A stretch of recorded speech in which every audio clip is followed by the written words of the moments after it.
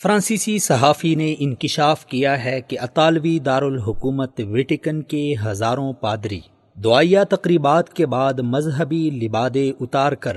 ہم جنس پرستی کے مناظر سے محظوظ ہوتے ہیں۔ یہ انکشاف فرانسیسی صحافی فریڈرک مارٹل نے اپنی کتاب ان دی کلوزٹ آف دا ویٹیکن میں کیا ہے۔ ان کے مطابق ویٹیکن کیتھولک چرچ ہم جنس پرستوں کی محفوظ پناہ گاہ میں تبدیل ہو چکا ہے۔ گاؤں اور بستیوں میں جو نوجوان ہم جنس پرست سرگرمیوں کی وجہ سے معاشرتی نفرت کا سامنا کرتے ہیں، وہ وہاں سے فرار ہو کر کیتھولک چرچوں کا رخ کرتے ہیں تاکہ جنسی ہوس کے خود ساختہ اختیار کردہ طریقوں سے بآسانی محظوظ ہو سکیں۔ فریڈرک مارٹل کے مطابق ویٹیکن ایک ہم جنس پرست ادارے میں تبدیل ہو چکا ہے، جہاں کے پادری دن کی روشنی میں اپنی ہوس پر قابو رکھتے ہیں، لیکن جیسے ہی سورج غروب ہوتا ہے تو ٹیکسی پکڑ کر کسی قریبی ہم جنس پرستی کے کلب کا رخ کرتے ہیں، جہاں جا کر دن بھر کے قائم کردہ بناوٹی پارسائی کا قتل کر دیتے ہیں۔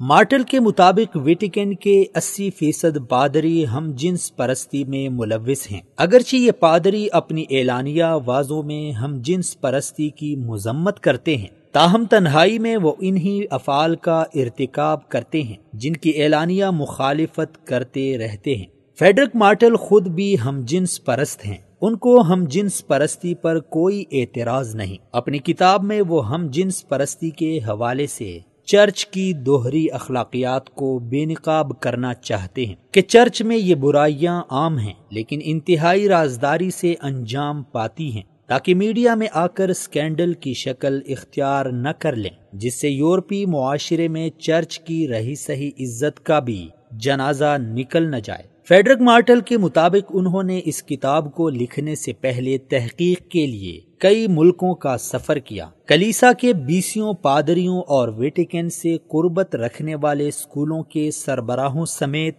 200 کے قریب پادریوں اور سفارتکاروں سے انٹرویو کیے ہیں۔ اس کے علاوہ 41 کارڈینل اور 52 بشپوں سے بھی بات چیت کی ہے۔ دوسری جانب 24 فروری اتوار کے روز فرانسیسی پوپ نے ایک تقریب سے خطاب میں بچوں کے ساتھ جنسی زیادتیوں کا ارتکاب کرنے والے پادریوں کے خلاف سخت کارروائی کا عندیہ دیا ہے، تاہم ایک عرصے سے ایسے بیانات جاری کرنے پر ہی اکتفا کیا جا رہا ہے، لیکن جنسی زیادتی خاص کر چھوٹے بچوں کے ساتھ پادریوں کی جانب سے جنسی زیادتیوں کے واقعات میں زیادتی سامنے آ رہی ہے۔ 26 فروری بروز منگل کو ایسے ہی ایک کیس میں بچوں کو جنسی زیادتی کا نشانہ بنانے والے 77 سالہ کارڈینل جارج نامی کیتھولک پادری کو آسٹریلوی صوبے میلبورن کے مقامی عدالت نے مجرم قرار دیا ہے، جن پر الزام تھا کہ 1990 میں انہوں نے ایک بچے کو